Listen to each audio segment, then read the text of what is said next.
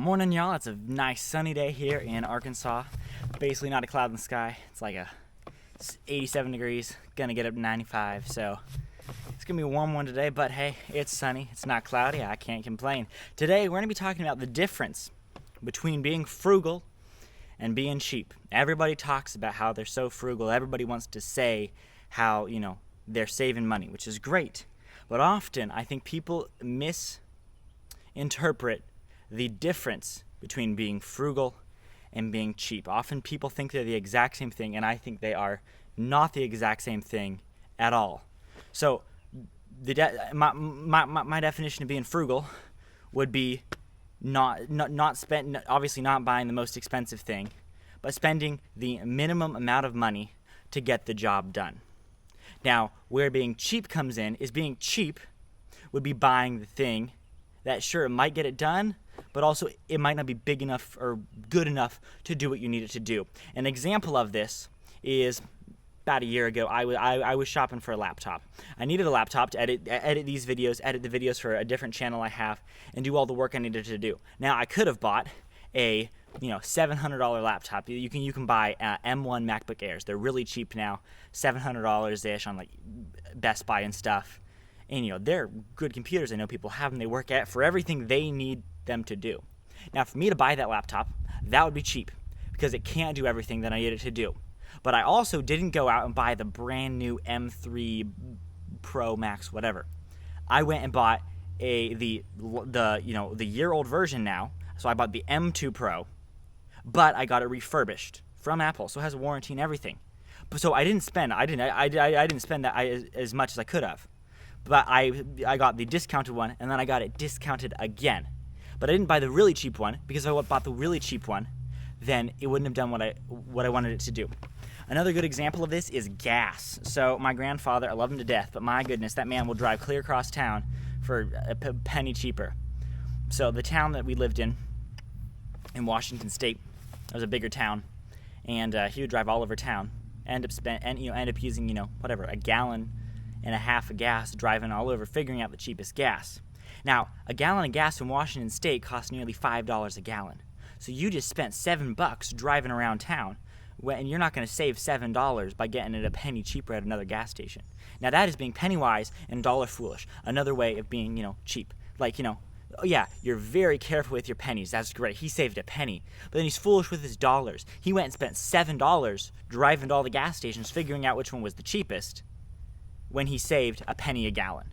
Now, I know you can check all prices and stuff and that online, but the same principle applies. Some people watch their pennies, and yet money's flying out of their pockets because they don't watch that. They watch the pennies and pay attention to the really small things. Now, the next thing I want to talk about was boots, cowboy boots, work boots, just in general. Now, some people I see, they will go and buy a $300 work boot. I've bought it. I have a $300 pair of work boots. And, well, they're not the best things made. They're a pair of Timberlands. They're fine. But you can also spend double on a pair of handmade boots. There's a bunch of them out of Spokane. Now, you might say, well, obviously the $300 ones is better. You're saving more money. But when you have to buy a new pair of $300 boots every 6 months because they break and you can't get them repaired, there's no chance of you slapping a new sole on them or getting them resoled or anything like that. Or I can buy a $600 pair of handmade boots, and I can get them repaired. And I've seen people who have boots and they're 2 years old. They look brand new. They just need a new sole, and that's what they did. And then they basically have a brand new pair of boots. Now, in that case, I think it is more frugal to buy the expensive boots, because in the long term, if you spend $300 every 6 months, within 4 years, that is $1,200. Where if you buy one pair of 600 boots, it lasts you 2 years, and then you have to do a resole, whatever. The resole's $100. So then you spent $700 in 2 years instead of $1,200. Now, I have a pair of Timberlands.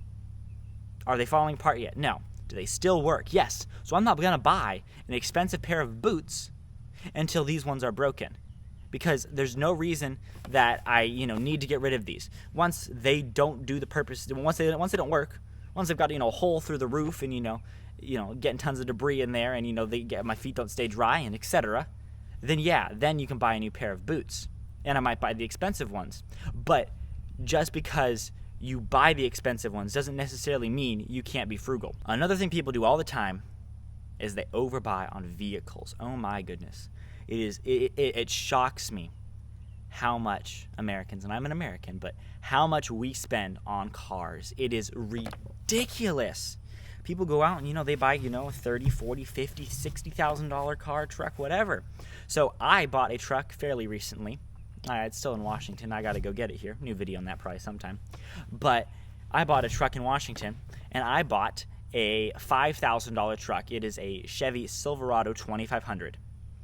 Now, I could have got, went and got, a $60,000 truck. But is that $60,000 truck, is that going to change any of the work I do with this $5,000 truck? And the answer is no. One might have a little nicer seats. Oh, it's got a Bluetooth radio. Oh, has a backup camera. Okay. So, but also I'm not saying you buy the cheapest truck you can possibly can, because, I could have bought, a $2,500 Ford Ranger. Now, a Ford Ranger can't do all the work I need it to do. So it would have been cheap of me to buy the Ford Ranger because it's not going to do what I need it to do at all. So I bought a more expensive truck, but I still didn't go out and spend, $60,000, drive off the lot, lose $15,000. One of my friends, he was considering getting a car payment, and I told him, no, don't do it. Buy an older car, have some money to sink into it, and he did that, and he is very glad he did that. Now he doesn't have a car payment, and he doesn't have a lot of money, so he bought I think he bought a car for like $2,000. He's put another $2,000 into it, so he spent $4,000 in total, and the car runs great. He had a mechanic look over it. He got, the oil, transmission fluid, all that stuff replaced, and now the car works great for him. And he didn't go and spend, even like $10,000, which would have been over double what he would have spent. I think people spend way too much on cars. In my opinion, a car it's to get you from point A to point B, and if you have a truck, then you haul something, whatever. Can it do it? I don't know that my life wouldn't be very much better if I had a $60,000 truck versus my $5,000 truck. It's not going to change my life that much. Now, what my family has done through my entire upbringing, and my parents still do this, they've never owned a new car ever. What they always do is they buy old luxury cars. So with almost any car, so my parents have a Highlander Hybrid, and they have a Highlander Hybrid, and then they also have a Highlander Hybrid Limited. Now, the thing is that if you buy they're 2007, 2008, so basically same year.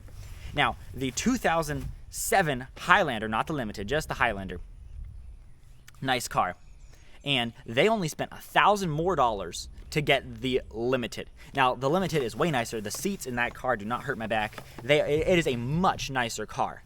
Now, and if you were to buy that, a new car that was a Limited, it is dramatically more. It can be over like $10,000 more. So now in that case, you are spending $1,000 more, and you have a much nicer car. It has, all the bells and whistles, whatever. But like the seats are nicer. They're leather seats instead of the cloth seats. The seats are just nicer. You can actually sit in them for long periods of time without your back screaming at you like, help, please let me out of this coffin. So it actually, in that case, I think it would be fine to spend an extra $1,000 on a car that is a lot nicer. But also, people, this turned into a car rant, but I'll go with it.